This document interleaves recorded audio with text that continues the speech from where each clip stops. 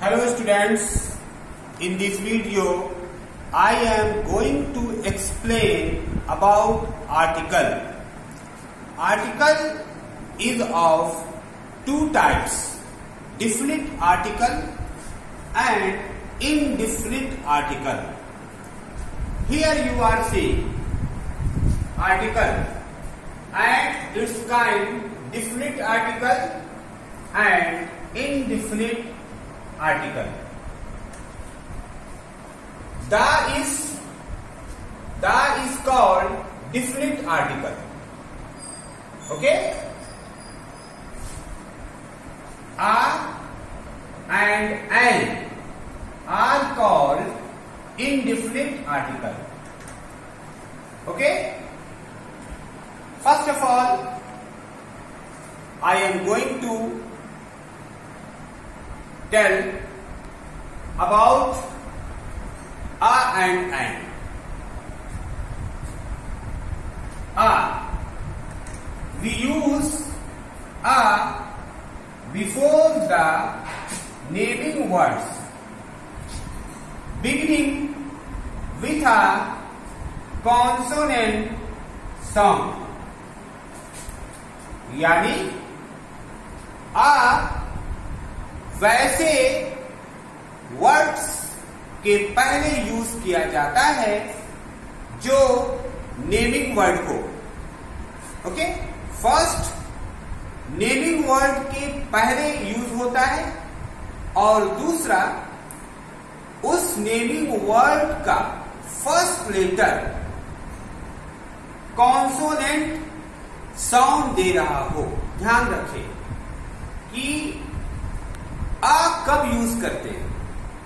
आ उस वर्ड के पहले यूज करते हैं जो वर्ड नेमिंग वर्ड हो, जिसे नाउन भी कहते हैं, और उस वर्ड का फर्स्ट लेटर कॉन्सोनेंट साउंड दे रहा हो. Okay, such as a man, a car, a house, a union, etc. You are seeing. Here, man is naming word and first letter of man is M. M is consonant and also this letter M is giving consonant sound.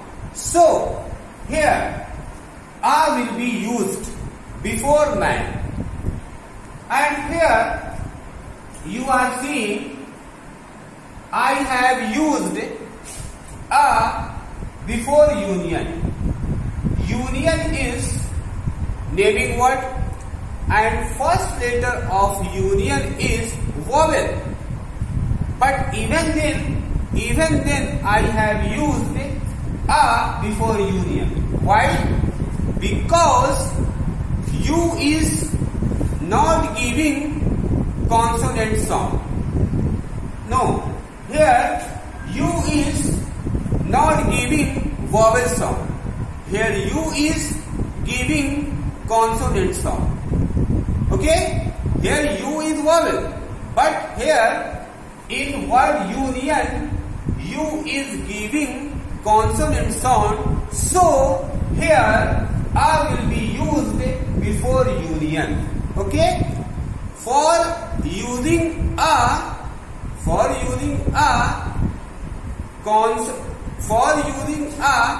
consonant or vowel is not important. Important is sound of consonant. Okay? Important is sound of consonant. Either that letter is consonant or vowel. There is no matter. Important thing is sound of consonant must be sound of consonant. Okay? And here, and we use and before the naming words beginning with a vowel sound. इसमें कहा जा रहा है कि N तभी use होगा जब word naming word हो, यानी एंड नेमिंग वर्ड के पहले यूज होगा, और तभी यूज होगा जब उस नेमिंग वर्ड का फर्स्ट लेटर वॉवेल साउंड दे रहा हो, ध्यान रहे वॉवेल साउंड दे रहा हो। Okay, such as an orange, an umbrella, an hour, and MLA, etc. Okay, here you are seeing that orange is naming word and first letter of orange is O. O is vowel and also it is giving vowel sound. So here before orange and will be used. Okay, and here you are seeing hour. Hour is a word, that is naming word. Hour is naming word. Okay, and here first letter of hour is H, and H is consonant, but in the word of hour H is not giving consonant sound. Here in word hour H is giving vowel sound. So here before hour and will be used. Okay, and here you see before MLA, first letter of MLA is M, and M is consonant, but here in word MLA M is giving vowel sound. So before MLA and will be used. So for using and, vowel is not important. What is important? Important is sound of vowel. Okay, either first letter is vowel or consonant. It is not important. Important is this, that the sound of first letter must be sound of vowel. Okay, for using of and. मैं समझता हूं कि आप अच्छे से समझ गए होंगे और समझ रहे हैं। फिर से मैं इसे समझाता हूं हिंदी में ताकि सारे बच्चों को समझ में आए। ओके, जैसे आप देख रहे होंगे मैन के पहले मैंने आ यूज किया है, क्योंकि मैन एक नेमिंग वर्ड है और मैन का फर्स्ट लेटर एम है, एम कॉन्सोनेंट है और ये कॉन्सोनेंट की आवाज भी दे रहा है, मीन साउंड भी दे रहा है, इसलिए मैन के पहले आ यूज किया जाएगा। लेकिन आप देख रहे हैं यहाँ यूनियन में, यूनियन जो एक नेमिंग वर्ड है इसका फर्स्ट लेटर यू है और यू एक वॉवेल है, और वॉवेल होने के बाद भी इसके पहले हम आ यूज कर रहे हैं। क्यों? इसलिए कि यू वॉवेल तो है बट ये साउंड दे रहा है कॉन्सोनेंट का। तो इम्पोर्टेंट ये नहीं है कि वो कॉन्सोनेंट है कि वॉवेल है, इम्पोर्टेंट है कि वो कौन सा साउंड दे रहा है। अगर वो कॉन्सोनेंट का साउंड दे रहा है, वॉवेल है, तो भी वो कॉन्सोनेंट का साउंड दे रहा है, तो उसके पहले आ यूज किया जाएगा। जैसे आप यहाँ देखिए एंड, आप यहाँ देख रहे होंगे कि ऑरेंज का फर्स्ट लेटर ओ है, अम्ब्रेला का फर्स्ट लेटर यू है, और ये ओ, और यहाँ देखिए अम्ब्रेला में यू, ओ एंड यू दोनों का दोनों क्या है, वॉवेल है, और वॉवेल साउंड भी दे रहा है, इसलिए हमने एंड का यूज किया। और देख रहे होंगे आप आवर में और एमएलए में कि आवर का फर्स्ट लेटर एच और एमएलए का फर्स्ट लेटर एम वॉवेल नहीं है, कॉन्सोनेंट है, ठीक है। लेकिन फिर भी ये कॉन्सोनेंट मतलब आवर में एच और एमएलए में एम जो एक कॉन्सोनेंट है, कॉन्सोनेंट होने के बावजूद ये कॉन्सोनेंट का साउंड नहीं दे रहा है, वॉवेल का साउंड दे रहा है, इसलिए इसके पहले आ नहीं यूज किया जाएगा, एंड यूज किया जाएगा। समझ गए? तो इम्पोर्टेंट क्या है, वॉवेल या कॉन्सोनेंट नहीं, इम्पोर्टेंट है साउंड। ओके, अगर वॉवेल का साउंड, अगर वॉवेल है, ठीक है, लेकिन वॉवेल का साउंड नहीं दे रहा है, कॉन्सोनेंट का साउंड दे रहा तो उसके पहले आई यूज किया जाएगा।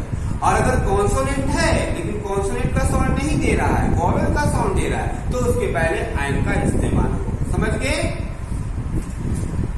Now let us know about different article.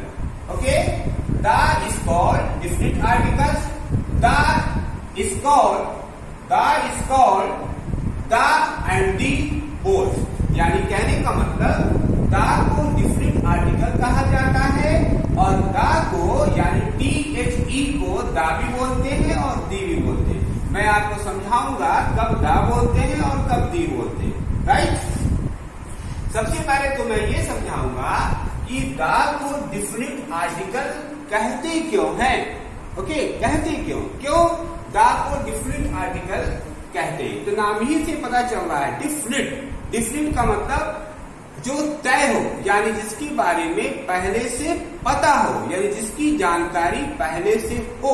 जैसे मैं आपको एग्जांपल देता हूं, जैसे आप देख रहे हैं यहां पर लिखा है दिस इज अ बुक। इसका मतलब हुआ यह एक किताब है, यह एक पुस्तक है। तो ये तो ठीक है, यह एक पुस्तक है, लेकिन ये पता नहीं है कि यह पुस्तक कौन सी है, यानी इस पुस्तक की जानकारी पहले से नहीं है कि किस तरह की पुस्तक है या फिर कौन वाली पुस्तक है। ठीक है, तो कुछ भी नहीं पता है, सिर्फ इतना ही पता है यह पुस्तक है, किताब है, बुक है। तो यहाँ पर मैंने क्या लगाया, आ लगाया।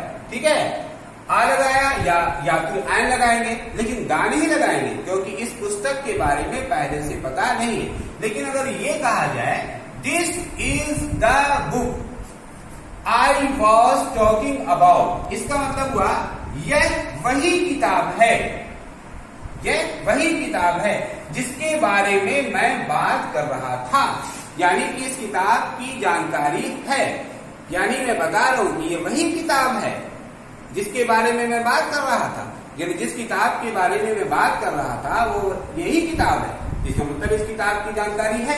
इसलिए यहाँ पर लगेगा बुक के पहले दा, क्योंकि इस किताब की जानकारी हमको पहले से है।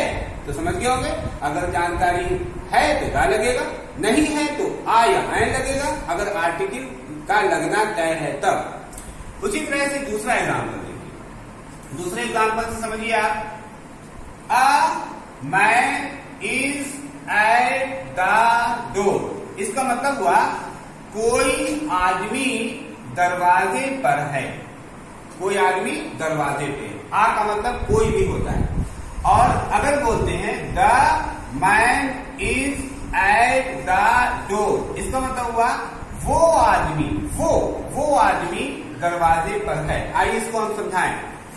जैसे मान लीजिए एक घर है और उस घर के दरवाजे पे नॉक होता है। ठीक है, यानी कोई दरवाजे को खटखटाता है।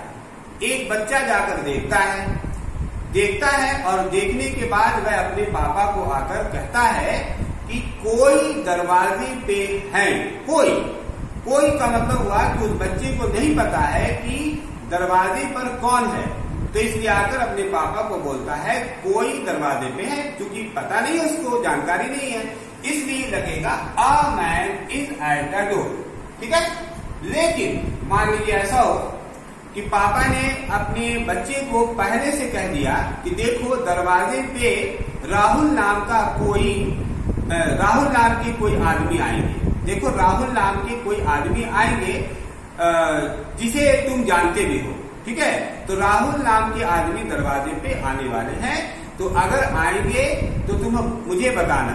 ठीक है, तो इसी बीच दरवाजे पे कोई नॉक करता है और बच्चा जाकर देखता है, तो देखता है कि हाँ सही में वही आदमी है, यानी राहुल नाम के आदमी है।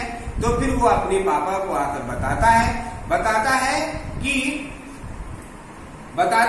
वो पापा को बताता है कि वो आदमी दरवाजे पे है। देखिए यहाँ पर ये नहीं बताएगा कोई आदमी दरवाजे पे, क्यों? क्योंकि अब उस बच्चे को पता है कि आने वाला आदमी कौन है। तो अब आकर अपने पापा को क्या बोलता है कि वो दरवाजे पे है, यानी वो दरवाजे पे। वो का मतलब हुआ कि बच्चे को जानकारी है, उनके पापा को भी जानकारी है। ठीक है, कौन आने वाले थे। ओके, तो यहाँ पर कोई आदमी दरवाजे पे है, बच्चा नहीं बोलेगा वो दरवाजे पे, यानी वो आदमी दरवाजे पे, वो आदमी करवा देते हैं जिसके बारे में उस बच्चे को पापा ने कहा था। तो अब क्या बोला जाएगा, द मैन इज ऐड कर दो। द मैन का मतलब वो आदमी जिसकी जानकारी पहले से थी, राइट, समझ गए होंगे आप। इसके अलावा आइए कि द और कहाँ यूज होता है। जैसे मान लीजिए कि आप कोई ऐसे लिख रहे हैं, तो ऐसे का हेडिंग है टेलीविजन, तो आप टेलीविजन पे द नहीं लगाएंगे, टेलीविजन लिखेंगे। टेलीविजन के बारे में आप ऐसे लिख रहे हैं, ठीक है। लेकिन अगर बार बार उस ऐसे में टेलीविजन लिखना है तो या तो हम इट लिखेंगे और या नहीं तो फिर द टेलीविजन लिखेंगे, क्योंकि आप उसी टेलीविजन की आप बात कर रहे हैं जिसके बारे में स्टार्ट में बात किया गया, ठीक है। ये हुआ, क्योंकि यहाँ पर भी द का मतलब वो, ठीक है। अब आइए कि और द कहाँ इस्तेमाल होगा। देखिए, the is used for reverse name. The का इस्तेमाल किसी भी रिवर्स के लिए होता है, जैसे गंगा एक रिवर है तो हम गंगा के पहले द लगाएंगे, the Ganga, the Yamuna, okay. Oceans, जितना भी ओशंस है, जैसे पैसिफिक ओशन तो हम द पैसिफिक ओशन लगाएंगे, ओके। जैसे कि माउंटेन्स ने, जितना भी माउंटेन है, जैसे हिमालय तो हम द हिमालय लगाएंगे क्योंकि वो माउंटेन है। जैसे मॉन्यूमेंट जैसे ताजमहल तो हम ताजमहल के पहले द लगाएंगे, ओके। जैसे होली बुक, कोई भी होली बुक, जैसे कुरान तो द कुरान बोलेंगे, द गीता बोलेंगे। कोई भी होली बुक रहेगा तो उसके पहले द लगाएंगे। उसी तरह से कोई यूनिक ऑब्जेक्ट जैसे सन एक यूनिक ऑब्जेक्ट है, इसलिए उसमें द लगाएंगे, द सन बोलेंगे। उसी तरह से अगर हेवनली बॉडीज है, यानी हेवनली बॉडीज मतलब आसमानी चीज, जैसे स्टार तो उसमें द बोलेंगे, द स्टार, चाहे वो सिंगल हो चाहे मोर देन वन हो, एक हो या एक से ज्यादा हो, अगर आसमानी चीज है तो उसमें द लगाएंगे। उसी तरह से डायरेक्शन, किसी भी डायरेक्शन में, जैसे कि द लेफ्ट, द राइट, ठीक है। जितना भी आपका डायरेक्शन है, चाहे वो लेफ्ट हो, चाहे राइट हो, चाहे बैकवर्ड हो, चाहे फॉरवर्ड हो, ठीक है। तो जितना भी जाकर के आपका डायरेक्शन है, ठीक है, उसमें द लगाया जाता है, ओके। जैसे the north, the south, the west, the east, the left, the right, direction में द लगाया जाता है। उसी तरह से अब आइए न्यूज़पेपर, जैसे the times of India, the Hindustan paper, जितना भी न्यूज़पेपर है उसमें द लगाया जाता है। उसके बाद जैसे सुपरलेटिव डिग्री क्या है, इस टॉपिक में मैं आपको नहीं समझाऊंगा, आप जानते भी होंगे। तो जैसे सुपरलेटिव डिग्री हुआ, जैसे मान लीजिए कि बिग, ठीक है, तो बिग, बिगर, बिगेस्ट, तो आपको पता होगा बिगेस्ट यहाँ सुपरलेटिव डिग्री है। तो जितना भी बिगेस्ट वर्ड है, ये सुपरलेटिव डिग्री है, उसमें द लगता है। जैसे द बिगेस्ट, द स्मॉलेस्ट, ठीक है। तो जितना भी सुपरलेटिव डिग्री है उसके पहले द लगाया जाता है। सुपरलेटिव डिग्री क्या है मैं आपको नेक्स्ट वीडियो में समझाऊंगा, ठीक है। उसके बाद भाई group of country name, group of country, जैसे कि अगर एक सिंगल कंट्री जैसे इंडिया, द इंडिया नहीं लगेगा, ओके। लेकिन अगर ग्रुप ऑफ कंट्रीज है तो उसमें द लगेगा। जैसे यूएसए में कई कंट्री है, इसलिए the USA, the UAE, the UK, the USSR, यानी अगर कई कंट्रीज मिलाकर कोई ग्रुप बना है तो उसके पहले भी द लगाया जाता है। इसके अलावा अगर कोई ऑब्जेक्ट है, कोई चीज है और वो पार्टिकुलर नहीं है, लेकिन हम उसको पार्टिकुलराइज कर रहे हैं, यानी स्पेशल नहीं है बट स्पेशल बना रहे हैं, तो उसमें भी द लगता है। जैसे एग्जांपल के तौर पे गोल्ड, ये तो एक मटेरियल है, उसमें द नहीं लगता है, आप जानते होंगे। और गोल्ड तो वैसे इंपॉर्टेंट चीज है, लेकिन इतना भी इंपॉर्टेंट नहीं कि उसमें द लगाया जाए। लेकिन अगर ये बताया जा रहा है कि वो गोल्ड कहाँ का है, ठीक है, तब उसमें द लगाया जाएगा। जैसे अगर गोल्ड अफ्रीका का है तो ये बहुत पार्टिकुलर हो गया, स्पेशल हो गया, तो उसमें द लगाएंगे, यानी कि द गोल्ड नहीं होगा, लेकिन the gold of south Africa होगा। देखिए, द गोल्ड, अगर खाली गोल्ड लिखना है तो गोल्ड के पहले द नहीं लगेगा, द गोल्ड नहीं होगा, ओके। लेकिन अगर यही गोल्ड साउथ अफ्रीका का है तो the gold of south Africa होगा। उसी तरह से आप जानते होंगे किसी पर्सन के पहले द नहीं लगता है, मालूम होगा आपको, किसी पर्सन के पहले आर्टिकल नहीं लगता है। लेकिन अगर उसको पार्टिकुलराइज कर रहे हैं, स्पेशल बना रहे हैं, तो द लगेगा। जैसे महात्मा गांधी, ठीक है, हालांकि महात्मा गांधी बहुत इंपॉर्टेंट पर्सन है, लेकिन फिर भी महात्मा गांधी के पहले द नहीं लगेगा क्योंकि ये पर्सन है। लेकिन अगर बताया जाए महात्मा गांधी कहाँ के हैं, जैसे कि इंडिया के हैं, तब आपने उनको और पार्टिकुलराइज कर दिया, स्पेशल बना दिया, तो अब यहाँ पर क्या हो जाएगा, the Mahatma Gandhi of India. ध्यान रखिएगा, महात्मा गांधी बहुत इंपॉर्टेंट पर्सन है, इसलिए जहां हम लगा रहे हैं ऐसा नहीं है।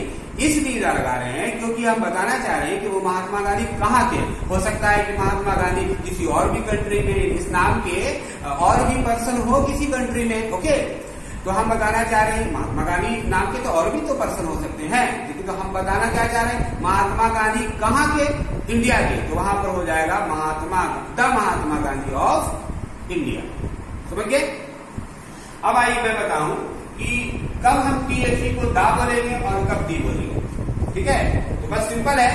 अगर मान लीजिए कि अगर कोई वर्ड है और उसके पहले कोई वर्ड है, ठीक है, कोई नेमिंग वर्ड है और उसका फर्स्ट लेटर वॉवेल साउंड दे रहा है, ध्यान रखिएगा, वॉवेल साउंड दे रहा हो, साउंड पर आइए, चाहे वो वॉवेल हो चाहे वो कॉन्सोनेंट हो, इससे मतलब नहीं है, वॉवेल साउंड दे रहा हो तब हम, और अगर उस वर्ड के पहले आपने THE लगाया है तो दी बोलेंगे। ओके, जैसे एग्जाम्पल के तौर पे क्या हमको लिखना है, देखिए EARTH, आपको पता है अर्थ के पहले दा लगाते THE लगाते हैं। अब सवाल ये कि अर्थ के पहले दा क्यों लगाया, पता है ना, क्योंकि अर्थ सिंपल वर्ड है, अर्थ एक ही है, अर्थ एक से ज्यादा नहीं है। ओके, और ये है मल्टी बॉडी भी, इसलिए अर्थ के पहले THE लगेगा। अब सवाल है कि इसको क्या पढ़ेंगे, दा पढ़ें कि दी पढ़ें। तो आप देख रहे होंगे कि यहाँ पर अर्थ के पहले यानी अर्थ का फर्स्ट लेटर ई है और ई वॉवेल है और वॉवेल साउंड भी दे रहा है, इसलिए हम इसको क्या पढ़ेंगे, दी पढ़ेंगे। क्या पढ़ेंगे, दी पढ़ेंगे। क्यों पढ़ेंगे, क्योंकि फर्स्ट लेटर वॉवेल है और वॉवेल साउंड भी दे रहा है। ठीक है, अब जैसे कि मान लीजिए कि कहीं पर लिखना है हमको जैसे गीता, ये एक होली बुक है, तो इसके पहले भी हम THE लिखेंगे ना। लेकिन अब आप देखिए यहाँ पर किससे स्टार्ट हो रहा है, जी से, और जी क्या है, कॉन्सोनेंट, और कॉन्सोनेंट साउंड भी है, तो इसलिए हम गीता के पहले जो THE लिखा है इसको पढ़ेंगे द गीता। तो गीता के पहले THE को क्या बोलेंगे, द गीता, और अर्थ के पहले जो मैंने लिखा है THE उसको क्या पढ़ेंगे, दी अर्थ। समझिए?